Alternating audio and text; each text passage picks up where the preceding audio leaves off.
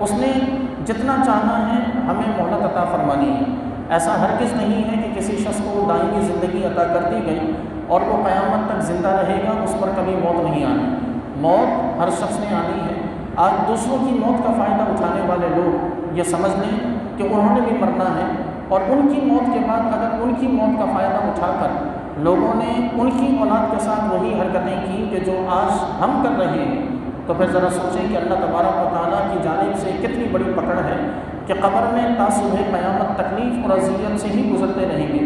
ایک تو تکلیف اور اذیت یہ ہوگی کہ ہم نے دوسروں کا حق مانا ہوگا تو قبر میں اس کا عذاب بھگتنا ہوگا، اور دوسری اذیت یہ ہوگی کہ اپنی اولاد کو قبر میں رہتے ہوئے اپنی اولاد کو دنیا میں محتاجی کی زندگی گزارتے ہوئے دیکھیں گے، لوگوں کے آگے ہاتھ پھیلاتے ہوئے دیکھیں گے۔ تو اگر اس سب سے بچنا چاہتے ہیں تو حقداروں کو حق ادا کرنا شروع کیجیے۔ کسی کا حق پامال